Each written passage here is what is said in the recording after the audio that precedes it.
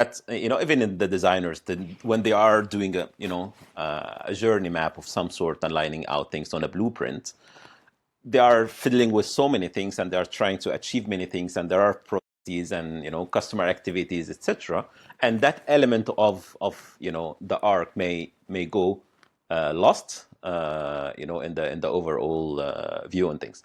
If you look at this on the employee experience lens, Adam, and then the employee life cycle, okay, since recruitment, with everything that goes in there, onboarding, etc., and then working and evaluation, performance management throughout, and then there's at some part there is offboarding as well, right? And becoming a part of alumni, How do you think this could be applied on the same? Is it on that mega macro level? It applies on every level. That's the nice thing. If you take the example of, I don't know, a great TV series. I love Game of Thrones. Not everyone does, but I loved it. And you had that massive dramatic arc over the series and over the whole, I think it was 7 series in the end. But there's also a dramatic arc in each episode. There's also one often in each scene even, yeah? So you're doing this at different levels, and that's always interesting. The employee experience is so crucial for this.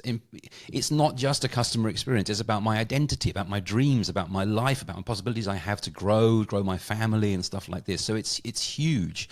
And often, unfortunately, it ends not always on a high note because we live apart, my employer and I. And that's not always a nice thing. So I think there's some things that are important here.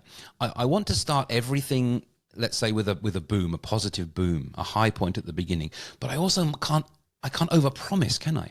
Because if I overpromise, then what comes after that is automatically disappointing, even if it's good. Yeah. So I think we have to understand that something like an interview, selection process, an application for a job is a big thing for people. Yeah, it's a big moment. It takes a lot of work, maybe even travel, stuff like this, bearing my soul a little bit to some strange people in a room, even on the application form. That's a lot of work, and I think that deserves to be celebrated. How could we find ways to make people feel proud about having sent in an application?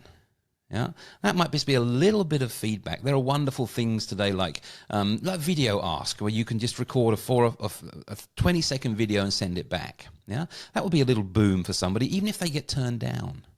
This is what I liked about your application. Sorry, we've got no space for you next time, but maybe next time. This kind of thing. There's that difficult phase. I mean, this is practically difficult, but it's also really bad for the dramatic arc if you show up at work and you can't start yet because you get your computer next week. I mean, really? Why is that still happening? I know there's security issues and stuff like this, but it's about where do we choose to put a priority? And let's put a priority on someone starting well. Then when it comes towards those assessments and so on, yes, they are opportunities where things might go up. Someone might level up, like going from the Paris scene to the Moscow scene in James Bond. But it might also be they end up staying in Paris. And how can we make that not to be a disappointment? Yeah. So making every assessment useful, genuinely useful. I know this is a no-brainer for most people in HR, but it's often not shown how much effort there is behind that. And again, in this dramatic artwork, it's not usually about changing what you do. It's changing what do you put the spotlight on? Shall we show them how we assess them, how we planned our positive, useful feedback for them? Coming to the end, I mean, it's massive, isn't it? Well, yes, we have the company parties and stuff like this, and that's great because our natural human instinct is to celebrate this because we know it's the end of a story, and the end of a story needs, well, in Shakespeare, it's a death or a wedding. There's no other options. Yeah. So which one of those do we make it into? And how can a company, I'm not giving examples here because it depends on the culture, but how can a company organization contribute to that, to celebrating someone as they go out?